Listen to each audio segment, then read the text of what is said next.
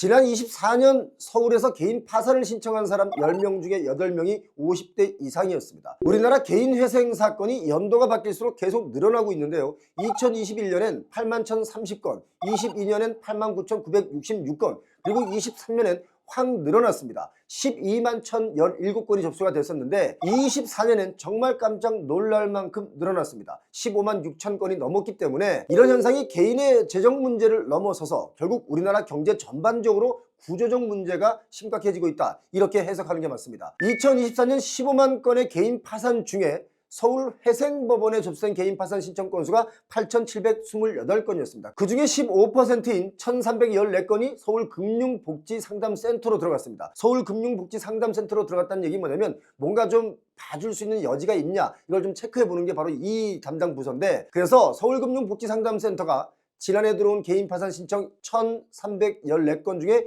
유효한 데이터 1,302건을 분석해 보니까 개인 파산 신청자의 86%가 50대 이상이었습니다. 파산 신청자 중에 직업이 없는 경우가 85.6%였고 채권자가 4명 이상인 다중채무자도 62.7%였습니다. 정말 힘든 50, 60 세대입니다. 사실 50대에는요, 기업에서 보자면 구조조정 대상의 1순위에 포함이 됩니다. 얼마 전에 구조조정을 발표하는 기업들을 보니까 거의 다가 50대를 그 대상으로 삼고 있는데, 이렇게 50대 이상은요, 업무 경험이나 능력은 뛰어나지만 늘 회사의 구조조정의 대상이 되는 게 참 안타깝습니다. 이렇게 일자리를 잃고 또 그래서 경제활동이 축소되면서 결국 생활비가 부족하고 빚의 상환 능력도 떨어지면서 개인 파산 신청이 많이 늘어나게 된 겁니다. 채무 발생 원인을 복수응답으로 물어본 결과 생활비 부족이라는 부분이 74.5%로 가장 많았습니다. 정말 안타까운 일이죠. 그리고 사업, 경영 파탄이 27.9%였습니다. 이렇게 개인 파산만 늘어난 게 아니죠. 기업들도 이제는 한계를 느끼고 있는 곳이 많습니다. 24년 자료를 보니까 파산 신청한 법인이 1940건이 집계되면서 법인 파산도 역대 최대치를 갈아치웠습니다. 23년엔 파산 신청한 법인이 1657개였는데 자꾸 가락을 갈아치우는 거죠. 이런 식으로 개인 파산도 늘어나고 있고 기업들도 파산이 계속 늘어나고 있습니다. 우리가 이름만 대면 다 아는 기업들마저 무너지고 있는데, 그래서 그곳에 종사하는 분들의 생계마저도 위협받고 있는 것이 지금 대한민국의 현실입니다. 이상할이 많지 아파트 가격이나 부동산 가격은 계속 고공행진을 하고 있다, 이거죠. 이 정도로 경제가 돌지 않으면 언제든 서울의 아파트 가격도 무너집니다. 아니, 무너질 수밖에 없습니다. 우리나라 가계빚이 또다시 역대 최대치를 갈아치웠다. 제가 여러 번 말씀을 드렸죠. 가계빚이 자그마치 1927조입니다. 그중에 주택담보대출이 62%니까 한 1124조 정도가 되는데요. 불과 4년 전 2020년만 하더라도 가계빚이 1727조였습니다. 그리고 6년 전인 2018년엔 1537조였는데 이게 해마다 50조씩 훅훅 늘어나고 있습니다. 물론 가계부채를 말할 때 그 구성 항목을 보면 금융기관에서 전세대출을 받거나 카드로 외상으로 물품을 구입한 대금까지 다 합친 것이죠. 주택담보대출은 집을 살 때 빌린 돈을 말하는데 경제 규모가 커질수록 이 빚도 늘어나는 것은 어쩌면 보통의 일이긴 합니다만, 그럼에도 불구하고 우리나라 가계부채는 세계에서 가장 높습니다. 현재 가계대출이 가장 많은 나라가 캐나다죠.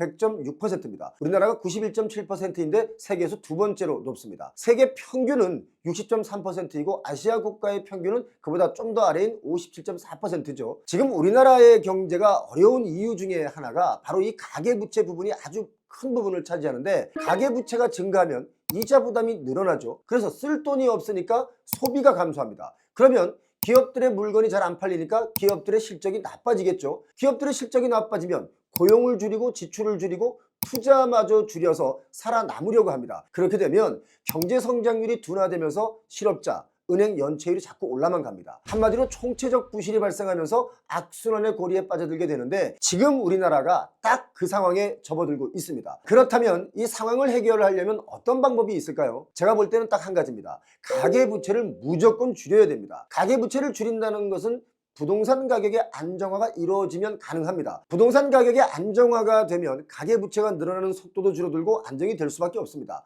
저는 그렇게 보고 있습니다. 자, 그렇다면 부동산 가격의 안정화는 어떻게 만들 수 있나? 이게 궁금하시죠? 부동산 가격의 안정화는 제 생각에는 아주 간단합니다. 지금 부동산 PF 문제가 이 수면 아래에서 굉장히 큰 이슈입니다. 이 부분을 계속 살려주고 왔습니다. 이거 PF 문제를 빨리빨리 정리해야 된다고 저는 보는데, 망할 곳은 빨리 정리를 해야 다시 시작할 수가 있는데 이걸 계속 끌고 가면 금융 이자만 불어나서 결국 분양가만 더 올라가게 만드는 꼴이 되기 때문에 이거 정리 안 하면요, 분양가를 낮출 수가 없습니다. 저는 그렇게 보고 있습니다. 혹시 경제학 교수님들이나 경제학자분들께서 이 표영호TV를 보고 계시다가 이 표영호 얘 잘 모르네 라는 생각이 드시거나 아니면 저에게 좀 더 고차원의 경제를 알려주고 싶다는 분들이 계시면 바로 연락 주시면 크게 제가 한 수 배우겠습니다. 지금 부동산 거품으로 인해서 여러 가지 문제가 슬슬 현실이 되고 있습니다. 이른바 중산층이라고 하는 분들도 경제적 압박이 너무 심합니다. 통계를 보니까 월급은 오른다고 나오지만 현실에서는 월급이 오른 게 아니라 오히려 줄어들고 있는 겁니다.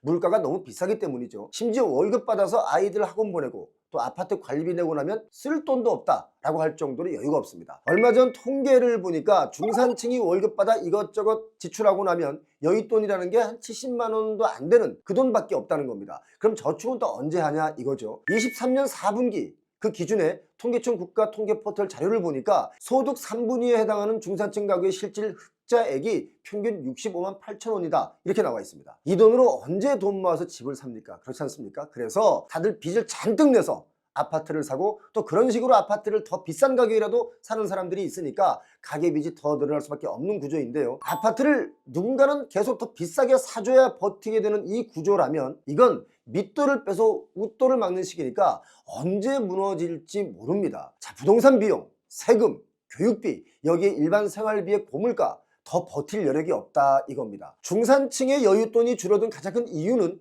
비소비 지출이 급증했기 때문인데요. 24년 4분기, 작년 4분기 기준으로 중산층 가구의 비소비 지출이 77만 7천 원이었습니다. 전년 대비 12.8% 증가했다고 하는데 이게 단순한 물가 상승 수준을 넘어서서 부담이 되는 겁니다. 통계 작성 이래 가장 높은 수치인데 비소비 지출 항목으로는 부동산 취득세, 등록세 같은 비경상 조세가 무려 491.8%나 폭증했습니다. 너무 심한 거 아닙니까? 부동산 취득세와 등록세라는 게 뭡니까? 결국 비싸진 부동산 가격이 중산층 가계에 치명적인 지출로 작용하고 있다. 이렇게 봐야 되는 대목 아니겠습니까? 결론적으로 내 집 마련을 하고 나니 결국 쓸 돈이 없었다 이 말입니다. 지금 환율 다시 오르고 있죠. 녹화를 하고 있는 지금 이 시간에 제가 보고 들어오니까 1464원이었습니다. 최근 글로벌 경제의 가장 뜨거운 단어가 뭔지 아십니까? 놀랍게도 대공황을 언급하는 일들이 많아졌습니다. 대공황급 어려움이 온다 이 얘기들이 많이 있는데 미국마저도 트럼프 대통령의 관세 정책으로 인해서 미국 경제 성장률이 25년 1분기에 마이너스 2.8을 기록할 것이다 라는 의견들이 많이 나오고 있습니다. 그렇게 되면 대공황급 쓰나미가 전 세계를 덮칠 수 있다 라고들 많은 경제학자들이 지금 경고를 하기 시작했습니다. 이런 상황을 볼 때 지금 우리나라는 부동산 값을 계속 띄울 때가 아니라 꺼뜨려야 할 때입니다. 정부나 지자체에서는 정말 신중하게 하나하나 판단하셔야 되는데 그리고 우리 개인들은 어떤 일을 해야 되냐면 일단 현금 확보를 잘 해두시기 바랍니다. 현대자동차도 미국에 31조를 투자하기로 했다 이런 뉴스가 나왔는데 현대차가 미국에 처음에 포니를 앞세워서 진출한 이후에 지난 40년간 한 3천만 대의 차를 팔았습니다. 연간으로는 미국 내 판매량이 한 100만 대 정도가 되는데 그래서 현대차가 조지아 공장의 생산 능력을 한 20만 대 더 늘려서 미국 내 연간 생산 능력을 120만 대로 확대하기로 했기 때문에 더 투자를 하는 거죠. 이 상황에서 우리가 정말 심각하게 받아들여야 하는 문제가 현대차가 31조 투자하기로 했다. 관세가 그래서 없다. 이게 아닙니다. 끊임없이 한국의 일자리가 해외로 빠져나간다. 이런 암울한 미래가 지금 현실되고 있다 이 부분입니다. 이런 부분은 현대차뿐만 아니라 앞으로 삼성도 LG도 미국에 더 많은 투자를 요구받을 수밖에 없습니다. 이 정도로 어렵습니다. 다른 분들은 몰라도요. 표영호TV 구독자님들은 이때 앞서 말씀드린 대로 현금 확보를 담은 얼마가 됐든 꼭 해두시길 바랍니다. 솔직히 심각해지는 이 경제 상황이 언제 갑자기 아파트값 폭락이 와도 전혀 이상하지 않은 그런 구조라고 저는 보고 있습니다. 자, 위기가 현실로 왔습니다. 과연 우리는 이 문제를 앞으로 어떻게 해결해 나갈 수 있을까요? 미국 도널드 트럼프 행정부가 4월 3일부터 이제 얼마 안 남았습니다. 미국으로 수입되는 모든 외국산 자동차에 25% 관세를 매기겠다고 공식 발표하면서 우리나라 자동차 업계가 직격탄을 맞았습니다. 이게 왜 우리나라가 직격탄이냐면 우리나라 자동차는요 한미 자유무역협정 FTA에 따라서 그동안 관세가 0%였는데 이제 관세율이 25%로 대폭 늘어났기 때문에 그렇습니다. 우리나라의 대미 수출품 중에 자동차가 가장 큰 비중을 차지하는데 그 비중이 어느 정도냐면 전체 자동차 수출의 49.1% 거의 50%일 정도로 비중이 매우 높습니다. 돈 금액으로 따지면 347억 달러인데 뭐 달러로 말씀드리니까 이게 감이 안 올 수 있는데요. 우리 돈으로 계산하면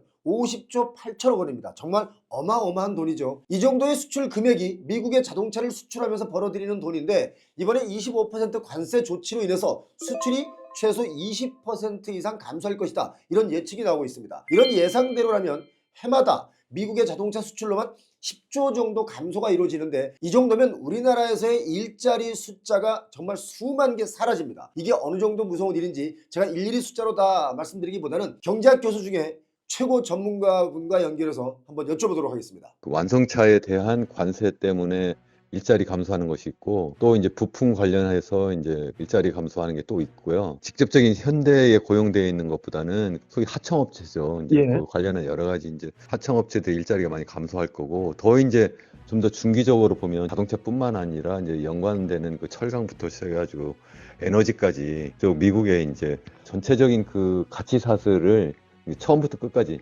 자동차를 완성할 때까지의 그 일련의 과정을 다 이제 미국에서 하겠다고 하기 때문에 우리의 일자리에 영향을 주는 그 파급 효과는 엄청날 거라고 저는 생각을 합니다. 지금 이게 이 정도면 일자리가 우리가 보통 수만 개라고 얘기를 하지만 이게 관련 업체까지 합치면 정말 많은 숫자의 일자리가 사라지는 거 아닙니까? 제가 생각할 때 그보다 훨씬 더 심할 거고 또 일자리뿐만 아니라 그게 이제 우리나라의 입장에서 보면 엄청난 그 수출 감소로 나타날 거거든요. 그 수출 감소는 그 일자리도 일자리지만 그게 우리나라의 전반적인 이제 경기에 즉각적인 또 영향을 줄 거예요. 그래서 이제 가뜩이나 이제 우리나라의 경제 성장률이 뭐 한국은행 같은 경우는 1.5까지 지금 낮췄고 지금 일부에서는 그게 뭐 1% 초반일 거고 일부에서는 또 그것보다도 못할 거다 이렇게 이야기를 하고 있는데 실제 그러한 상황으로 이제 전개될 수밖에 없지 않을까 저는 그렇게 보고 있습니다. 이 현대 자동차만 그렇겠어요. 다른 뭐 여러 우리나라의 뭐 삼성이라든가 아니면 뭐 하이닉스라든가 다 지금 미국으로 들어가서 생산하지 않으면 안 되는 그러한 상황으로 계속 지금 가고 있기 때문에 그렇게 되면 우리나라 일자리뿐만 아니라 전반적인 수출 환경이 다 나빠지고 그래서 또 실제 흑자를 보는 게 아니라 적자로 돌아서고 그렇게 하면서 우리가 과연 무엇을 가지고 우리나라가 먹고 살 수 있을까 이런 이제 근본적인 문제에 대해서 이제 심각한 고민을 할 수밖에 없는 상황으로 되는 거죠. 이게 지금 IMF보다도 훨씬 더 위험한 수준이다라고 말씀하시는 분도 있는데 교수님 생각은 어떻습니까? 저는 이게 IMF 같은 경우에는 그게 외부적 충격이 정말 그거야말로 일시적인 거였어요. 그래서 한 번 딱 해가지고 당시에 98년도에 마이너스 5.3% 역성장하고 그 다음에는 10% 이상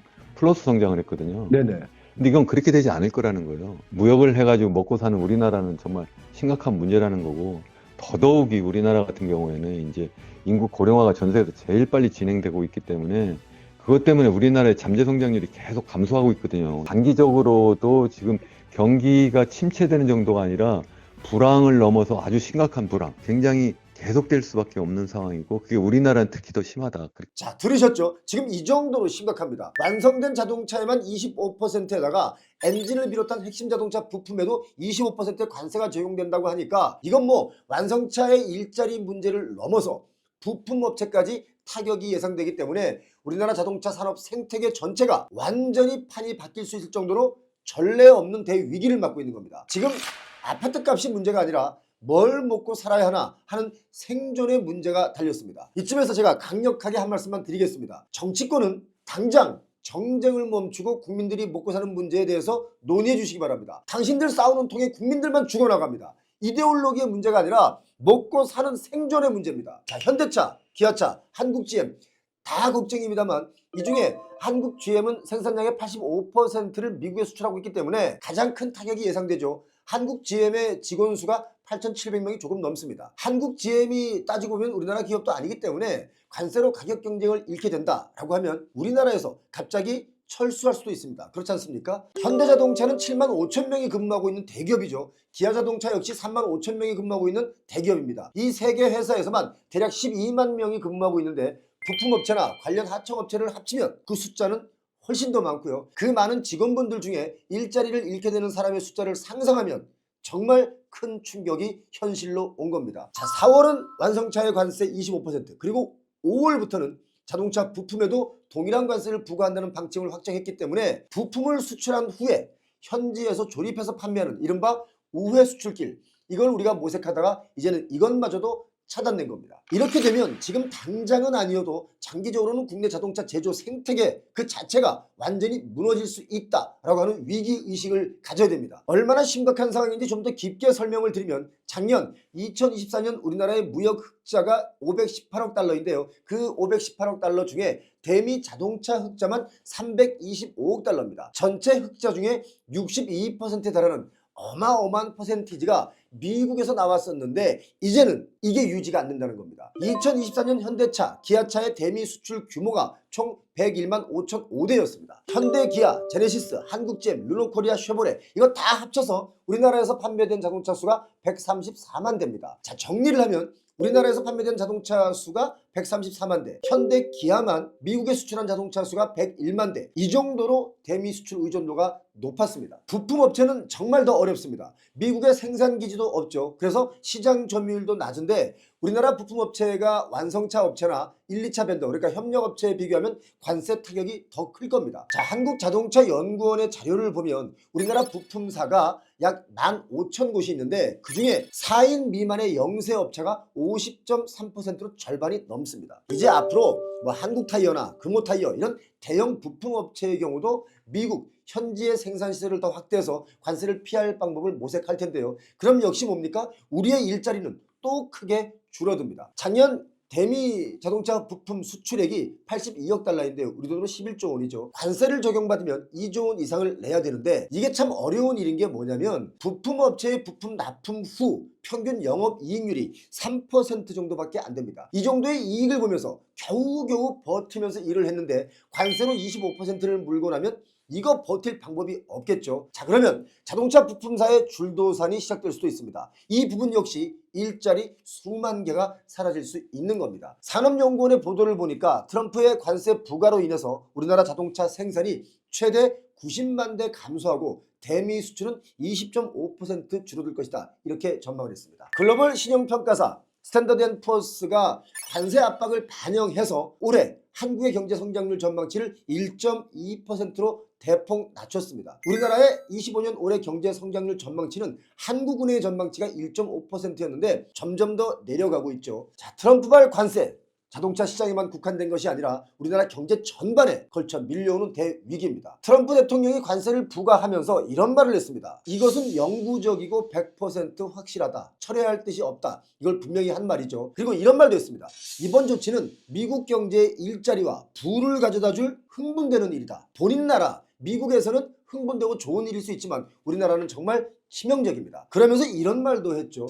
미국에서 자동차를 만들면 관세가 없다라고 했는데 이 말은 미국 내에서 생산을 하는 방법이 아마 최고의 방법일 거다. 이 말인 겁니다. 자, 그래서 현대자동차도 31조를 미국에 투자를 하게 되는데 앞으로 자동차 말고도 다른 여러 분야의 우리나라 기업들이 미국으로 생산기지를 넓힐 가능성이 매우 높기 때문에 우리나라 자체는 일자리가 줄어들 수밖에 없다. 이런 절박한 상황에 와 있는 겁니다. 자, 이런 와중에 우리나라의 부동산 시장에서 아파트 값은 계속 요동치고 있는데 이거 여러분 정말 위험한 상황입니다. 제가 여러 번 말씀드렸지만 일자리가 줄고 소득이 줄면 이 비싼 아파트 값이 이 가격을 지킬 수 있을까요? 여러분 의견은 어떻습니까? 그래도 사람들이 아파트를 좋아해서 아파트 값은 더 뛴다 라고 하시는 분들이 많은데요. 아파트 값이 더 뛰려면 경제가 받쳐줘야 가능합니다. 레버리지 빚 투자도 갚을 수 있을 때 하는 것인데 이런 경제 상황이라면 과연 올해, 내년, 후년 빚 투가 가능할까요? 잠실 쪽의 아파트가 다시 토지거래 허가제로 묶이면서 가장 억울한 지역이 어디일 것 같습니까? 위례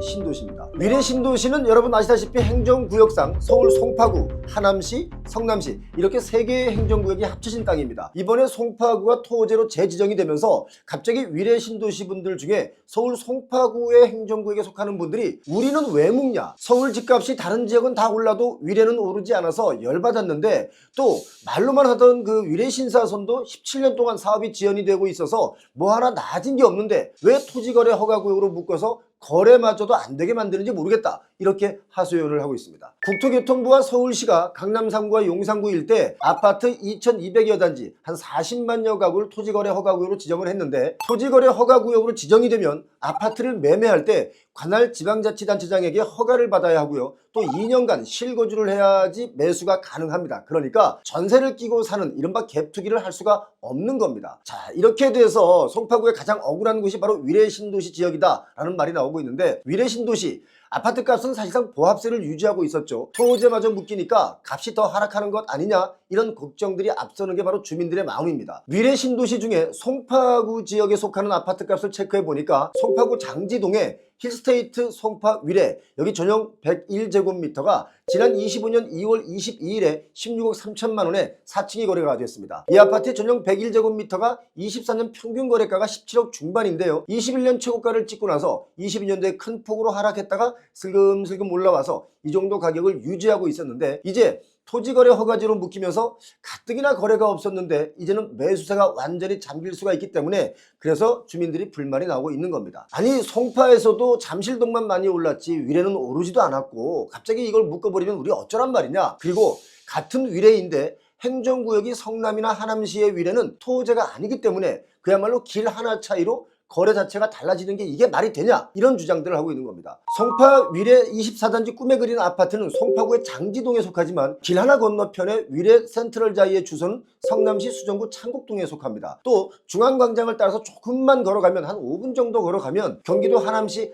하감동 지역인 신안 인스빌 아스트로가 나오는데, 같은 에어리어에서 3개의 행정구역의 시민들이 살고 있는 독특한 구조가 바로 위례 신도시입니다. 사실 위례 중에 송파구 지역은 토지거래 허가제와는 상관없이 원래 조정 대상 지역과 투기 과열 지구에 묶여 있었기 때문에 바로 길 옆에 성남시와 하남시 소속 단지들에 비해서 불이익을 받아온 게 사실입니다. 이게 어떤 큰 차이를 만들어내냐면, 아파트 단지가 투기 과열 지구와 조정 대상 지역으로 지정이 되면 무주택자가 주택담보대출을 받을 때 담보 인정 비율 LTV와 또 총부채 상환 비율 DTI가 낮아지기 때문에 대출 한도가 줄어들 수 있죠. 그래서 대출이 줄어드니까 당연히 집값이 오르지 못하는 상황을 만들어서 같은 동네인데도 불구하고 길 하나 차이로 아파트 값이 차이가 나는 겁니다. 대출의 양을 줄이면 아파트 값이 이 정도로 미친 듯이 올라갈 수가 없다, 이런 주장을 제가 여러 번 했었는데, 결국 대한민국의 아파트 값이 대출을 많이 해주니까 빚내서 사는 것이고, 다음 사람이 그 집을 살 때 더 많은 빚을 내서 사는 구조이기 때문에 아파트 값이 급하게 오른 것이다 라는 주장을 제가 여러 번 했었습니다. 그런데 그 주장과 딱 맞는 사례가 바로 위례 신도시 바로 이 지역입니다. 자, 보시기 바랍니다. 송파 위례 24단지 꿈에 그린 아파트는 1800세대가 조금 넘는 대단지인데요. 지어진 지 이제 13년 차 된 아파트입니다. 2025년 3월까지 한 3개월 동안 거래된 거래량을 보니까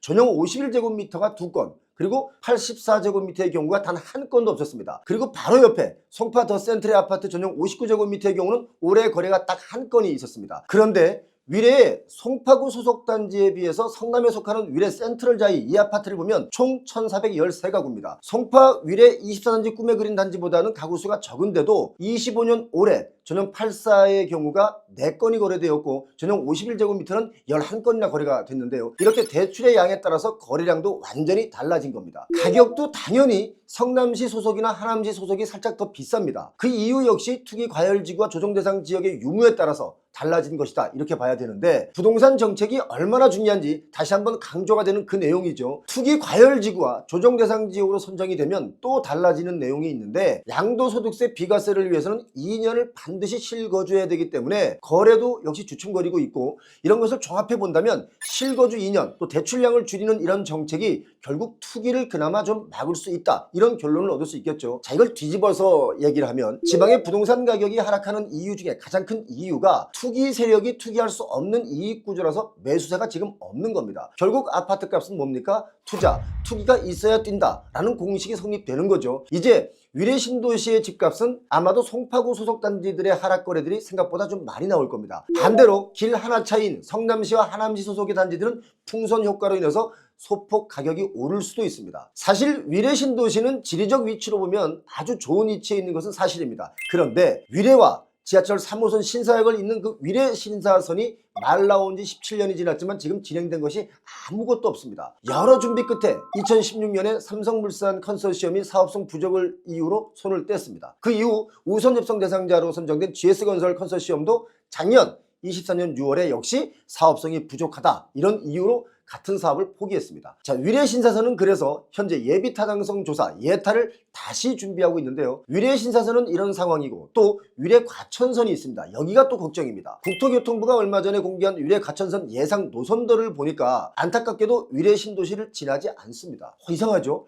위례 과천선은 위례 신도시 서쪽 그 외곽에 송파구 문정동 지역에 종착하는 걸로 나와 있는데, 위례 신도시 주민 여러분들이 이 역을 이용하려면 버스 타고 15분 정도 가야 되는데 이게 위례 신도시를 위한 것이냐 이런 반발이 나오고 있는데 이럴 바에는 노선도의 이름에 위례라는 말을 아예 쓰지도 마라 라고까지 얘기를 하고 있습니다. 상황이 이렇다 보니까 위례 분들은 또 이런 말들을 참 많이 합니다. 위례 주민들은 입주 때부터 희망 고문을 당해왔다. 그리고 아파트 입주할 때 교통망 구축을 위해서 한 가구당 약 700만 원씩 교통 개선 분담금을 납부했는데 아직까지도 개통은커녕 착공도 못 들어가고 미뤄지는 것을 도무지 이해할 수 없다 라고 분통들을 터뜨리고 있는 겁니다. 지하철 문제 말고도 또 문제가 있습니다. 2016년 의료시설 용지에서 의료복합용지로 용도를 변경해서 추진하고 있는 의료복합타운 조성도 지금 진척이 전혀 없습니다. 개발 계획은 발표하고 사업의 속도는 전혀 나지 않는 그런 상황인데, 자, 이런 여러 가지 악재가 겹치면서 집값이 약세로 가고 있는 이 와중에 주소지가 송파구라는 이유 하나만으로 규제를 받는 것이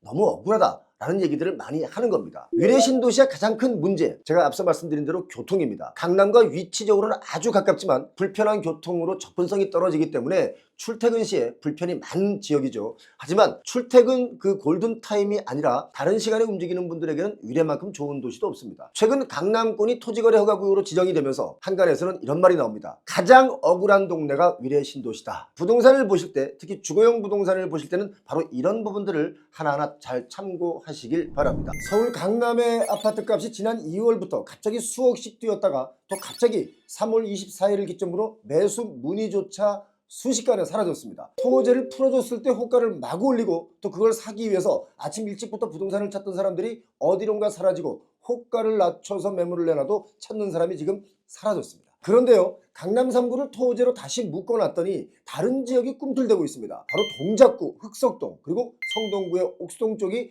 풍선 효과로 호가가 올라가고 매물은 걷어들이고 있는 분위기인데, 과연 이런 분위기를 타고 다시 집값이 급등할 수 있을까? 아니면 이러다가 다시 내리막으로 하락하는 건 아닐까 궁금하시죠? 이 부분을 짚어드리겠습니다.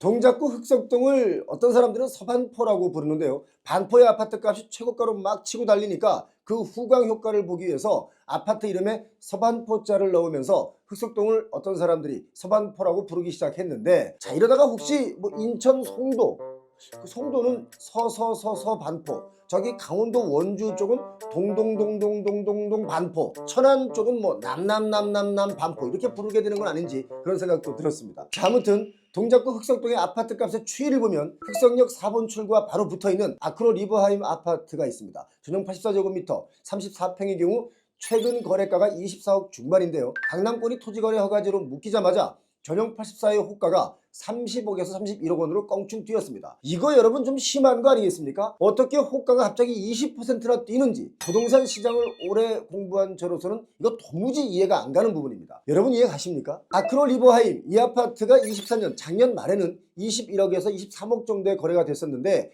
25년 새해가 되면서 6층이 갑자기 26억 4천만 원의 거래가 됐습니다. 한강변의 아파트다 보니까 뷰에 따라서 가격이 들쑥날쑥 거래가 되고 있는데 3월 24일 강남권이 다시 토지로 묶이니까 바로 호가가 31억까지 뛰어 올랐습니다. 그런데 이런 게 계속 뉴스에 나오면 왠지 모르게 가격이 또 뛰는구나 라는 생각이 들어서 오르는 가격에 매수를 서두르는 분들이 계신데요, 제가 하나 알려드리겠습니다. 경기가 안 좋은 지금 상태에서 아파트 호가가 이렇게 뛸 때는 매수에 나서기보다는 기다리시고 관망하는 게 훨씬 이익입니다. 왜냐? 최고가를 부르는 호가의 매물도 있겠지만 급매도 나오기 때문입니다. 제가 여러분께 말씀을 여러 번 드렸었는데요, 25년, 26년엔 어떤 아파트의 호가는 조금 오를 수 있지만 급매도 많이 나온다 라고 얘기를 드렸었습니다. 아크로 리버하임의 거래 추이를 보더라도 급매가 나온다는 것을 알 수가 있죠. 들쑥날쑥합니다. 요즘 흑석동 쪽은 신규 아파트가 많이 지어지고 있는데 도로는 안 넓히고 아파트만 짓다 보니까 출퇴근 시간에 차가 너무 많이 밀립니다. 도로가 이렇게 많이 밀리는 것은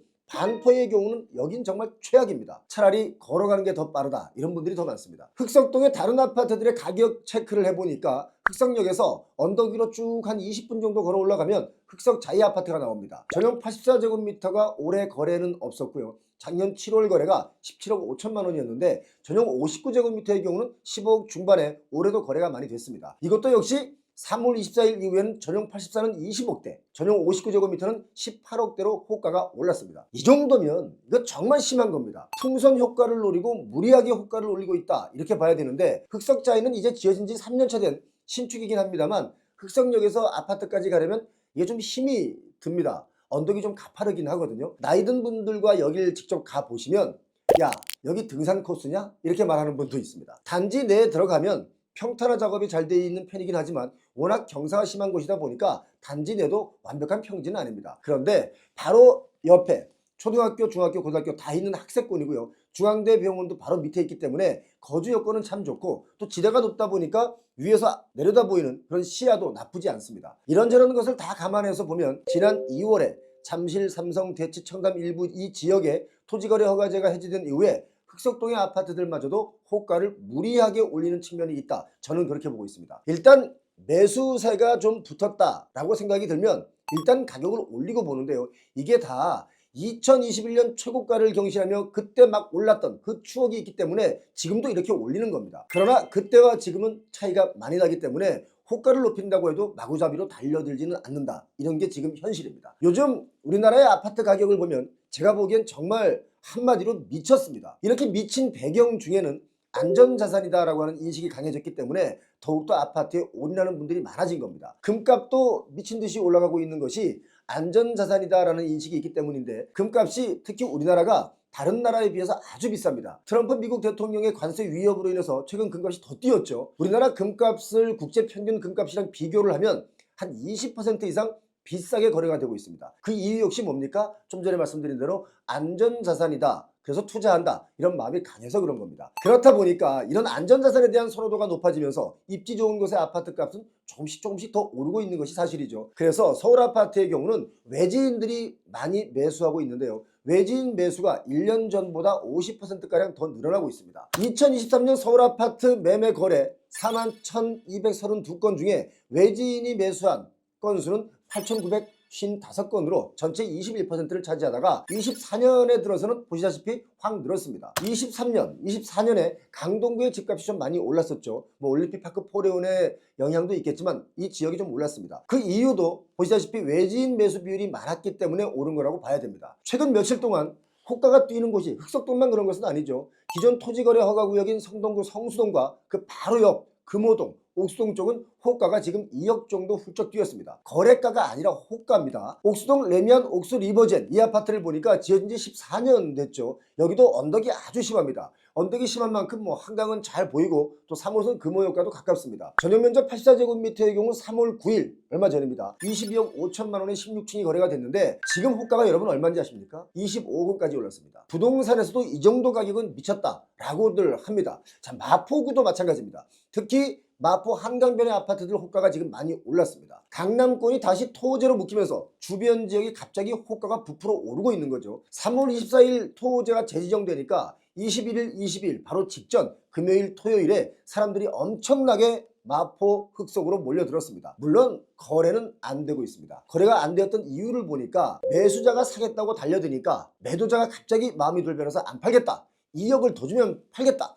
이렇게 얘기하니까 거래가 안 되는 겁니다. 자, 바로 이런 점이 21년과는 지금 차이가 있다. 이렇게 보시면 되겠습니다. 21년엔 다른 사람이 살까봐 얼른 내가 먼저 사려고 물불을 안 가리고 매수 런에 빠졌었는데 지금은 그 정도는 아직까지는 아니다라는 게 제 의견입니다. 이것보다 더 중요한 것이 뭐냐?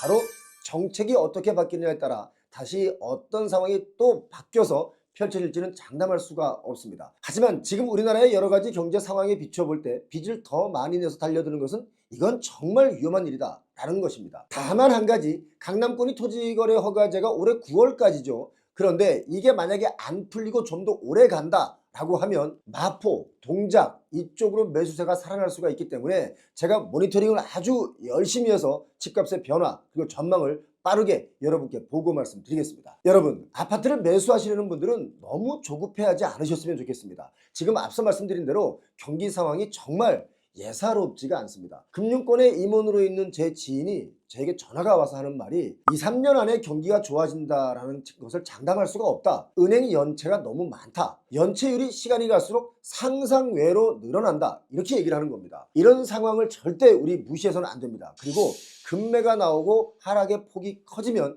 그때는 여러분 이왕이면 좀 더 좋은 입지 교통이 좋은 곳에 내 집 마련하시는 걸 제가 추천드리겠습니다. 무분별한 묻지마 개발 그리고 무분별한 묻지마 투자, 이 두 가지로 중국의 부동산 시장이 지금 거품이 붕괴되면서 가격은 폭락하고 있고 공실이 넘쳐나고 있는데, 일본이 그랬듯이 중국도 지금 이렇습니다. 그렇다면 우리나라는 어떻게 될까 궁금하시죠? 위험과 기회가 공존하는 부동산 시장입니다. 위험하다고 하더라도 그중에 가치가 높은 부동산도 있듯이 정말 정신 바짝 차려야 할 시대에 우리가 살고 있습니다. 부동산 거품의 붕괴, 중국 전역에 여기저기 가릴 것 없이 유령 도시들이 지금 속출하고 있기 때문에 중국 경제에 아주 큰 부담이 되고 있습니다. 중국의 부동산 시장은 2021년까지 대세 상승을 하다가 지난 몇 년 동안 부동산 시장이 대위기를 겪고 있습니다. 21년 3분기 즈음에 중국의 최대 부동산 개발업체 헝다의 유동성 위기로 인해서 자금 경색이 심각해졌는데, 그때 중국 부동산 업체들이 토지를 매입하는 대신 유동성 확보에 나서면서 중국 지방정부의 토지 판매가 아주 급감했습니다. 2022년과 23년 중국의 300개 도시의 토지 판매 규모가 쪼그라들었고 24년도 역시 마찬가지입니다. 그래서 토지 판매가 24년에는 17%가 줄어들면서 최근 몇 년 내 최저치를 갱신했습니다. 그래서 지방정부의 세수 감소로 연결되고 지방정부의 재정난이 지금 심각해지고 있죠. 중국이 지금 이런 상황입니다. 제가 여러 번 이 설명을 드렸었는데요. 중국의 토지는 국가 소유이기 때문에 지방정부가 70년 연한의 토지 사용권을 공개 입찰을 통해서 매각을 하죠. 그러면 해당 수입이 생기면 지방정부의 재정의 한 30에서 50%를 차지하기 때문에 결국 토지 사용권을 팔아야 지방정부가 돌아갑니다. 이게 중국입니다. 중국의 토지 사용권 판매 수입이 23년 대비 24년, 작년에는 22.4% 감소해서 652조 원으로 집계됐는데, 일부 지역은 감소폭이 50%에 달하기 때문에 중국이 지금 위기에 처해 있는 겁니다. 그동안 중국 지방정부의 세수 중에 정말 많은 부분을 부동산에서 걷어들이다 보니까 무분별한 개발도 용인을 해주고, 또 무조건 지으면 중국 국민들이 빚을 내서 분양을 받을 것이다 라는 인식으로 인해서 위기를 자초한 것입니다. 그래서 결론적으로 말씀드리면 중국 부동산이 붕괴를 맞은 이유는 결국 부동산으로 띄운, 그것도 모두가 빚으로 띄운 사상 누각이기 때문에 거품이 꺼져서 무너질 수밖에 없었다라고 저는 봅니다. 중국 경제일보 징지르바오 경제일보와 같은 언론 매체들의 최근 보도를 보니까 중국의 부동산 산업은 거의 20년 이상 세월 동안 승승장구했었습니다. 부동산 사업이 중국 GDP 국내 총생산의 한 25%를 차지하고 있으니까 당연히 승승장구할 수 있었고, 중국의 경제 성장기에 대부분 사람들은 B2를 했어도 성공하는 투자였었습니다. 이런 부분은 뭐 우리나라랑 거의 비슷하죠. 그런데 앞서 말씀드린 대로 지난 21년 하반기에 대형 부동산 개발업체 헝다의 부채가 2조 4천억 위안, 우리 돈으로 치면 484조 8천억 원 됩니다. 이 정도까지 늘어났기 때문에 이 부채를 감당하지 못하고 결국 디폴트, 채무 불이행에 빠지면서 중국의 부동산 시장은 완전히 분위기가 급반전됐었습니다. 그게 바로 21년인데 지금까지도 계속 내려오고 있죠. 자, 갑자기 분양이 잘 되던 아파트도 분양이 안 되고, 또 최근까지도 중국은 분양 사기와 관련된 사건들이 여기저기서 터져나오고 있지만 이거 해결할 방법이 없습니다. 왜냐면 가격이 내려왔기 때문에 이런저런 사기 분양 얘기도 많이 나오고 서로 분쟁이 많아진 거죠. 이런 일들은 우리나라에도 지금 많이 벌어지고 있습니다. 여기저기 분양 사기 사건, 사기 분양이다 뭐 여러 가지 얘기가 많이 나오고 있는데, 며칠 전에 저희 표용TV 메일로 제보가 온 내용을 보니까 하남시 가밀지구에 주거용 부동산을 분양을 해서 이제 준공을 마쳤는데 공사가 다 끝나지도 않았는데 준공이 됐다는 겁니다. 이게 어떻게 준공 허가가 날 수 있죠? 공사가 다 안 끝났는데. 자, 그리고 분양 사기다, 이거 사기 분양이다, 이렇게 막 주장하는 내용들이 많이 올라와 있는데, 이게 보니까 한양건설에서 지은 부동산이었는데 이 부분은 저희가 좀 따로 팩트 체크해서 여러분께 한번 보고 말씀드리겠습니다. 아무튼 우리나라도 중국의 헝다처럼 레고랜드 사태로 인해서 22년 9월 이후 부동산 시장에 자금 흐름이 딱 막혔던 적이 있었습니다. 기억하실지 모르겠지만 22년 이 시기에 제가 부동산 시장에 자금 흐름이 좋지 않아서 부도가 나는 회사들이 많아질 것이다 라는 이야기를 여러 번 드렸었는데, 얼마 지나지 않아 바로 레고랜드 사태가 벌어졌었습니다. 자, 아무튼 중국은 부동산 산업에 잔뜩 낀 이 거품으로 인해서 부작용이 본격적으로 나타나기 시작했는데, 이 여파로 인해서 홍콩의 아파트 값도 지금 반토막 거래들이 속출하고 있죠. 왜냐면 중국의 부동산 개발 업체들이 안전자산이라고 할 수 있는 홍콩의 아파트, 비싼 아파트들을 보유하고 있는데 중국의 부동산 사업이 망하다 보니까 홍콩의 아파트를 헐값에 처분하는 겁니다. 그래서 중국의 아파트 따라서 홍콩의 아파트 값도 지금 반값들이 속출해서 나오고 있습니다. 우리나라 아파트 값이 비싼 것이 뭐 비싼 것도 아니다, 더 오를 것이다, 이런 주장하시는 분들이 늘 하는 얘기를 들어보면 홍콩의 집값과 뉴욕의 집값을 비교하면서 얘기를 많이들 하시는데, 그렇게 추정하던 홍콩의 그 집값들도 무너지고 있다는 겁니다. 중국의 부동산은 대형업체 헝다 말고도요 거의 1위라고 할 수 있는 비구이 위안, 또 완커 같은 초대형 개발 업체들까지 모두가 다 디폴트에 빠졌습니다. 그래서 중국의 부동산 산업은 과거에는 축제였었지만 지금은 재앙 상태로 돌변했다, 이렇게 평가하는 분들이 많습니다. 이런 상황을 두고 중국의 부동산 부자들은 하나같이 이렇게 말합니다. 상황이 정말 심각하다. 거품이 이 정도로 엄청날 줄은 몰랐다. 이 상태가 계속되면 중국 경제 자체가 망가지지 말라는 법도 없다. 정확한 집계는 아닙니다만 중국 언론을 보면 전국에 텅텅 비어있는 집이 최소 6천만 채, 그리고 최대 1억 5천만 채가 된다, 이렇게 나오고 있습니다. 더 중요한 것은 뭐냐면 공사를 하다가 공사가 중단된 곳이 많은데 주민이 거의 없겠죠. 이런 유령 도시들까지 합치면 상황은 참담하기까지 합니다. 언론 보도를 보니까 구이청으로 불리는 유령 도시들의 문제는 상상을 초월할 만큼 심각하다라고 나오는데, 구이청, 이걸 한자를 그대로 읽으면 귀신 귀자에 재성자입니다. 무리하게 도시개발 사업으로 인해서 주택 공급이 과잉되면서 텅 빈 집들이 늘어난 것을 빗대어서 유령도시라고 하는 단어 구이청이란 말을 쓰고 있습니다. 중국의 북쪽 어느 도시는요, 인구 30만 명의 신도시 개념으로 이 건설이 됐는데 도시가 하나 건설된 겁니다. 그런데 입주한 주민은 전체 10%도 안 됩니다. 이래서 여기를 유령도시라고 하는데, 더 기가 막힌 것은 뭐냐면 중국의 수도 베이징을 대체할 새 수도로 건설되고 있는 베이징 약간 밑에 있는 허베이성 슝안 신구 지역도 입주를 하지 않아서 텅텅 비어 있습니다. 단순하게 비어 있어서 문제라기보다는 더 큰 문제가 뭐냐, 시간이 앞으로 더 가도 문제가 해결될 가능성이 거의 없다. 이게 중국의 가장 큰 골치입니다. 시간이 지나서 해결이 된다라고 하면 시간과의 싸움이겠지만 시간이 지나도 해결이 안 된다는 겁니다. 그 정도로 집을 많이 지었습니다. 자, 중국은 지방정부 부채 해결을 위해서 향후 5년간 2천조 원에 가까운 중앙정부 자금을 투입하겠다, 작년 11월 달에 발표를 했습니다. 이 정도의 자금을 쏟아붓고 과연 부동산 부양과 내수 회복을 이끌어낼 수 있을까요? 지금 중국은요, 부동산 시장의 거품이 꺼지면서 과거 일본과 같은 버블 붕괴가 일어날 것에 대한 관심이 극대화되고 있습니다. 그런 얘기들을 많이 하고 있는 겁니다. 중국 자체 내에서도. 세계 경제학자들이 일본 다음 중국, 또 중국 다음 한국을 꼽았습니다. 이거 정말 심각한 얘기 아닙니까? 그 이유 중에 가장 큰 이유 3가지. 첫 번째가 인구 변화입니다. 인구 고령화로 인해서 주택 수요가 둔화된다, 이거죠. 자, 그 다음에 정부 규제입니다. 과거 일본이 금융기관의 부동산 대출 총량을 규제했었습니다. 중국도 마찬가지다, 이겁니다. 그리고 악순환의 고리에 빠져든다, 이겁니다. 부동산 시장 침체되죠? 그럼 공실 증가하죠. 부동산 기업이 부실하게 되죠? 그러면 경제 심리가 점점 굳어집니다. 소비 부진이 나오죠. 그럼 경기가 둔화됩니다. 그래서 시장이 추가적으로 위축되고 이 고리가 악순환의 고리로 형성된다, 이런 주장들을 하고 있습니다. 이런 분위기가 우리나라도 지금 초기에 진입했다라는 생각이 드는데 여러분 어떤 생각을 하고 계십니까? 2025년 올해 들어서 중국 부동산 시장이 최악을 벗어나고 있다라는 얘기도 좀 들려오긴 하지만 중요한 건 뭐냐면요, 우리도 이런 부분을 잘 생각해야 위기가 발생하지 않을 것이며 또 막연한 낙관론으로 시장을 오해하거나 곡해해서는 안 되겠다는 생각입니다. 막연한 낙관론이라는 게 뭐냐면 더 오른다, 서울은 수요가 끊이지 않으니까 더 오른다, 뭐 이런 단순한 논리가 낙관론인데요, 낙관론도 위험하지만 또 지나친 비관론도 자산 형성에 도움이 안 될 수 있기 때문에 시장을 좀 더 우리가 냉철하게 볼 필요가 있다라고 저는 봅니다. 지금 중국에서는 부동산 거품이 꺼져가고 있습니다. 부동산 거품이 꺼지면 부동산 투자를 많이 해온 부유층의 경우는 투자 소득이 줄어들어서 좀 나쁠 수 있겠지만 반대로 서민과 청년층, 중산층은 더 좋습니다. 왜? 대출을 덜 받고 집을 살 수 있기 때문에 그렇습니다. 다만 부동산 거품이 꺼지면 빚을 잔뜩 내서 샀던 사람들은 파탄이 날 수도 있다는 이런 양면성을 좀 가지고 있습니다.